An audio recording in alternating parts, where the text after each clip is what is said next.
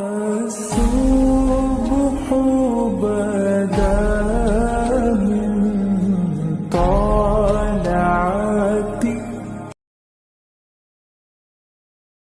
اب اسے دفن کرنے کے علاوہ کوئی چارہ نہیں. قبر کی تختیاں بند کرنے کے بعد کا ماحول تو نہیں دیکھا ہوگا کہ ہمارے اوپر مٹی ڈال کر رشتہ دار چلے جائے. اس کے بعد کا ماحول, اس کے بعد کا نظارہ ہم نے کہاں دیکھا؟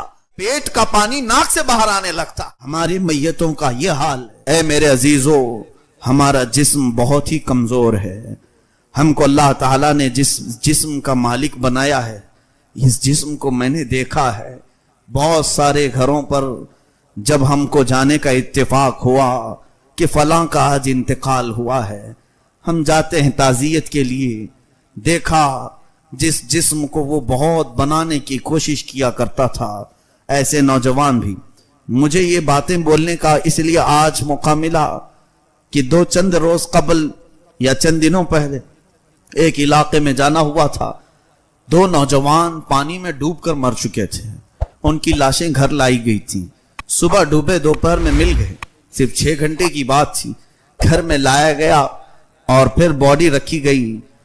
اللہ اکبر, گھر میں داخل ہونے کی ہمت نہیں تھی, اتنی سخت بدبو پھیلی ہوئی تھی. اور ان نوجوانوں کو ہم جانتے تھے جن کے چہکنے کے انداز کیا تھے, جن کے لوگوں میں چلنے پھرنے کے انداز کیا تھے, اور ان کے پہننے اوڑھنے اور کھانے پینے کے انداز کیا تھے. وہ اپنے زمانے کے بہت ہی خوبصورت لوگ سمجھے جاتے, اور اپنے جسم پر جنہوں نے بہت پیسے خرچے کیے اپنے جسم کو بنانے کے لیے, اور آج وہ بے جان لاشیں گھروں میں پڑے تھے تو ناک بند کر کے لوگ دیکھ رہے تھے اور جا رہے تھے. پانی میں ڈوب کر مر گئے اور لا کر لاشیں رکھی گئی. یہی جسم کا ہمارا حاصل ہے. ہمارے جسم کا خلاصہ یہی ہے کہ ہمارے والدین جو ہماری پیشانی پر پسینہ بھی نہیں دیکھنا چاہتے, وہ بھی موت کے بعد اپنے گود میں نہیں رکھ سکتے, واپس بھیج دیتے ہیں, لے جاؤ. اب اسے دفن کرنے کے علاوہ کوئی چارہ نہیں. کرنٹ کی پیٹی میں برف میں رکھ کر کے بھی زیادہ دن ہم گھر میں نہیں رہ سکتے. ہمارے جسم کا خلاصہ اور حاصل یہی ہے. ہماری زندگی کا فائنل اینڈنگ یہی ہے کہ یہ جسم اتنی ہی دیر کا ہے کہ اگر مولا نے صرف ہماری رگ کو روک دیا تو پھر سڑن شروع ہوتی ہے, بدبو شروع ہوتی ہے. ہماری ناک میں, ہمارے کانوں میں روئی اس لیے ٹھونس دی جاتی ہے کہ پیٹ کا پانی ناک سے باہر آنے لگتا ہے. یا اللہ, اتنے دن دنیا میں سوتے رہے, کبھی ہمارے پیٹ میں سے پانی باہر نہیں آیا. یہاں چند گھنٹے ہوئے کہ جان گئی, ہماری ناک سے اندر کا پانی باہر آنے لگا. کانوں میں روئی ڈال کر کے رکھو میتوں کو, اس لیے کہ تمہارے پیٹ کی سڑن کانوں سے بھی نکل سکتی ہے. ناک سے نکلتے ہوئے تو دیکھا ہے, منہ سے نکلتے ہوئے دیکھا ہے, اور اسی لیے کہا گیا جلدی اسے قبرستان کے حوالے کرو کہ اور زیادہ شرمندہ نہ ہونے پائے, اور زیادہ یہ موتا رسوا ہونے نہ پائے. ہمارے سب کے جسموں کا خلاصہ یہی ہے, ہمارے سب کے جسموں کا حاصل یہی ہے, اور اس کے باوجود ہم شہوتوں کو اس قدر عزیز رکھتے ہیں, اس قدر ہم لذتیں حاصل کرنے میں ہیں. اس جسم کو دنیا والوں نے تو دیکھا, بڑے آہستہ سے غسل دو, اس لیے کہ میت کو زیادہ ہلاؤ گے ڈلاؤ گے تو پھر اور کچھ گندگیاں ہونے کے چانسز ہیں. آج میں کھل کر کے بول رہا ہوں صرف اس لیے کہ میتوں کا احترام کرتے ہوئے ہم جو مسئلے بتاتے ہیں کہ غسل بڑے آرام سے دینا چاہیے, میت کو تکلیف ہوتی ہے, یہ ایک تصویر کا رخ ہے. دوسرا معاملہ اصل یہ ہے کہ اس کی گندگی بھی نکل سکتی ہے. ہم یہ عزت و احترام میں نہیں بات کرتے, ہم صرف یہ کہتے ہیں کہ تکلیف ہوگی اس لیے آرام سے کرو. حقیقی بات تو یہ ہے کہ تمہارے ہلانے جلانے سے اور بہت کچھ چیزیں ہو سکتی ہیں. ہماری میتوں کا یہ حال ہے, اور ہم ابھی قبرستان گئے نہیں تب ہمارے جسموں کا یہ حال کہ 12 گھنٹے سے زیادہ ہمارے لاشوں کو گھر والے رکھتے نہیں. اور اس کے بعد تم نے کبھی آج تک قبر کی تختیاں بند کرنے کے بعد کا ماحول تو نہیں دیکھا ہوگا کہ ہمارے اوپر مٹی ڈال کر رشتہ دار چلے جائے. اس کے بعد کا ماحول, اس کے بعد کا نظارہ ہم نے کہاں دیکھا؟ یہ تو لاشیں گھروں میں دکھانے کے لیے رکھے جاتے ہیں تب کی حالت ہے. بند کیے جانے کے بعد سب سے پہلے اس کی ناک سڑن شروع کرتی ہے اور اس کی زبان پھر گلنے لگتی ہے، اور اس کے بعد سب سے زیادہ جو میت کی تکلیف دہ چیز ہے اس کی شرمگاہ کا سڑنا اور گلنا، جس کی لذتوں کے لیے اس نے دنیا کو کیا کیا کر دیا، اپنے پیسے پانی کی طرح بہایا، اور یہ زبان اور یہ شرمگاہ قبر میں سب سے زیادہ بدبو پیدا کرتے ہیں، سب سے زیادہ ہولناکی قبر میں پیدا کرتے ہیں۔ اور یہ تو حقیقی بات ہے، میرے مصطفیٰ صلی اللہ علیہ وسلم نے اپنی شریعت کے مطابق قبروں کو کھولنے سے منع کیا ہے، یہ صرف ہماری عزتوں کی حفاظت کے لیے، ورنہ اگر رشتہ داروں کو کہہ دیا جاتا کہ 3 دن کے بعد کھول کر کے دیکھ لیا جائے تو شاید ہمارا اس زمین پر جینا دشوار ہو جاتا، ہمارا جینا مشکل ہو جاتا۔ یہ تو رب تعالیٰ نے ہمارے رازوں کو زمین کے حوالے کر دیا ہے، اور تختیوں کے اندر کے حالات وہ میت ہی جانے، مردہ ہی جانے۔ میرے عزیزو، ہماری زندگی کا خلاصہ دنیا میں یہ ہے کہ رشتہ دار زیادہ دیر نہیں رکھتے، اور قبر کا حال یہ ہے کہ 2 دن نہیں گزرے ہوتے کہ زمین کے سارے کیڑے مکوڑے اس کے جسم سے لگ جائیں، اور ہمارا یہ جسم، ہمارا یہ گوشت مولا نے زمین کی مخلوق کی غذا بنا دیا، اور دعوت عام دی جاتی ہے قبر میں کیڑوں کو کہ آؤ تمہاری نئی غذا آ گئی، اس کے جسم کو نوچ لو۔ نہ ہمارا ہاتھ اٹھ سکے اس دن، نہ ہماری زبان اٹھ سکے، ہم اپنے اوپر ہونے والی تمام چیزوں کو روک بھی نہیں سکیں گے۔ تو پھر ایسے حاصل زندگی کا جینے کا معنی کیا ہے، جس کی اینڈنگ اتنی خطرناک ہو؟ اس زندگی کا مطلب کیا ہے؟ اسی لیے مخبر صادق صلی اللہ تعالی علیہ وسلم کی طرف چلتے ہیں۔ آقا کونین صلی اللہ علیہ وسلم نے ہمیں زندگی میں جو چیزیں بتائیں، اگرچہ آپ کو لگتا ہے کہ یہاں سکون نہیں ملے گا، نبی کی طرح زندگی گزارنے پر دنیا نہیں ملے گی، یہاں ساری لذتیں نہیں ملیں گی، ہو سکتا ہے تمہارے دماغ میں یہ خیال آئے، لیکن اللہ کا رسول تمہاری آخرت کو دیکھ رہا ہے، تمہارے مرنے کے بعد کی چیزوں کو دیکھ رہے ہیں، تمہارے وفات کے بعد کی چیزوں کو ملاحظہ فرما رہے ہیں۔ اس لیے انہوں نے ارشاد فرمایا تھا کہ تم 2 چیزوں کی حفاظت کی ذمہ داری دے دو، پھر تمہارے لاشیں بھی بڑی عزت سے اٹھائے جائیں گے۔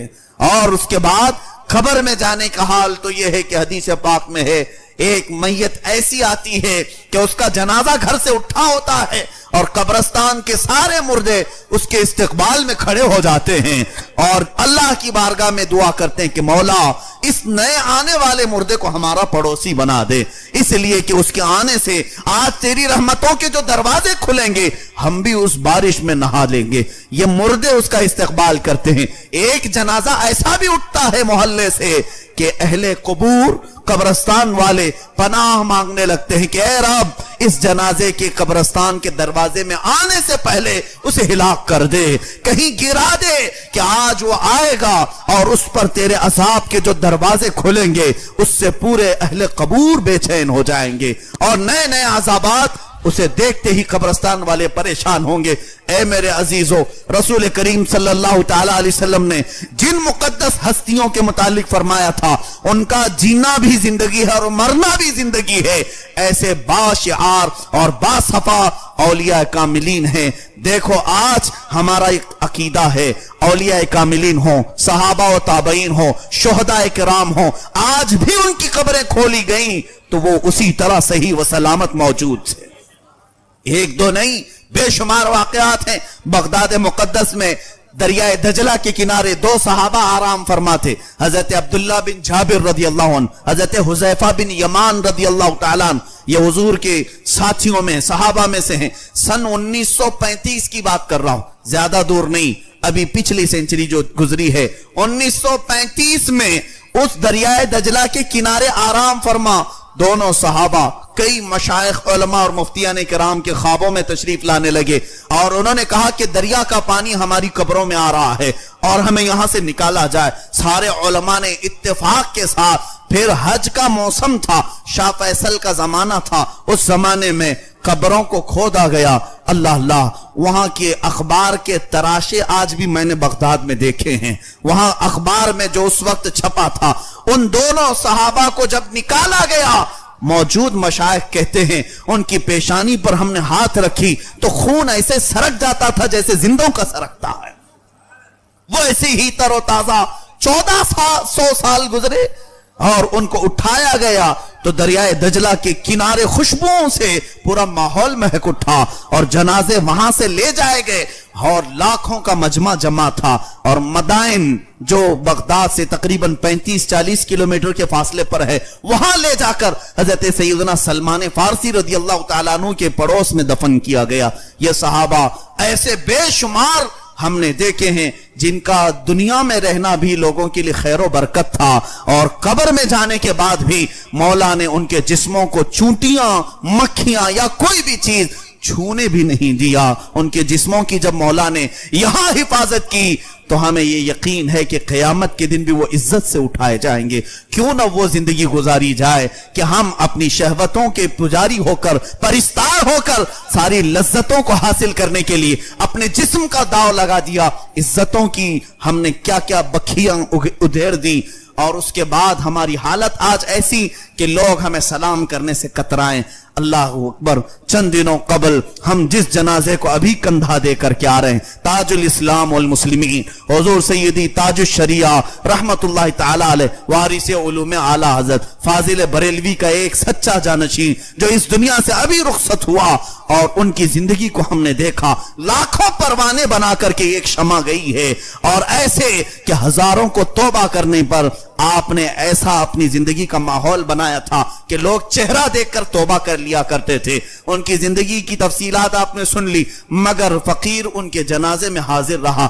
جمعہ کے دن شام میں 7-7:30 بجے کے قریب آپ کی روح قبض انصری سے پرواز کر گئی۔ جمعہ کے دن شام 7:30 بجے کے قریب، اس کے بعد سے لے کر سنیچر کا دن گزرا، پھر پورا دن، پھر سنیچر جمعہ کی رات، سنیچر کی رات، سنیچر کا دن اور اتوار کا دن، تقریباً 40 گھنٹے اس مقدس لاشے کو گھر میں رکھا گیا۔ اس جسم میں کوئی ٹس سے مس چیز نہیں ہوئی۔ یہ الحمدللہ ہم نے دیکھا، چہرہ ویسے ہی جلال اور جمال کا سنگم نظر آ رہا تھا، اور لوگ بے تحاشا اس چہرے کو دیکھنے کے لیے ٹوٹ پڑ رہے تھے۔ 40 گھنٹے کے بعد جس وقت جنازہ اٹھایا گیا تو جسم ایسے ہی ہل رہا تھا جیسے زندوں کا ہلتا ہے، یعنی مرنے کے بعد تو بدن کڑک ہو جاتا ہے، ٹائٹ ہو جاتا ہے، کسی کا جسم مردے کا ہلتا نہیں، لیکن جس وقت جنازے کو ہم اٹھائے تھے تو پورا جسم ان کا جس طرح ملائم تھا، ہاتھ کی چمڑیاں، پیٹ کی چمڑیاں تھوڑے سے گاڑی کے دھڑکے سے ویسی ہی ہل رہی تھی جیسے کوئی زندہ سویا ہوا اور ہل رہا ہو۔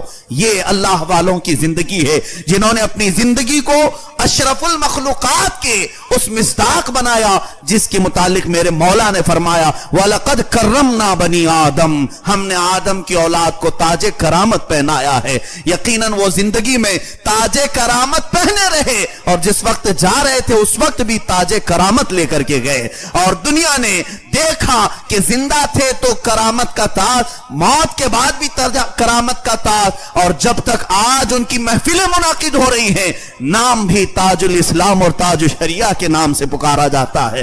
اللہ تعالیٰ ایسے بندوں کی زندگی کو ختم نہیں فرماتا۔ زندگیاں گزر جاتی ہیں، صدیاں بیت جاتی ہیں، لیکن ان کے نام قیامت تک باقی رہ جاتے ہیں۔ اے میرے عزیزو، آؤ مصطفیٰ کریم صلی اللہ علیہ وسلم کی حیات طیبہ میں ہی ہماری زندگی کا راز ہے۔ اگر ہم نے ان کی زندگی پاک سے ذرا برابر بھی گردش کی، منہ موڑا، تو پھر ہمارا وہی حشر ہوگا جو میں نے ابھی کہا، سڑا دیے جاؤ گے، ختم کر دیے جاؤ گے، عزتیں مار دی جائیں گی، لٹ جاؤ گے، اور پھر قبر و حشر کا حال کیا ہونا ہے یہ اللہ جانے۔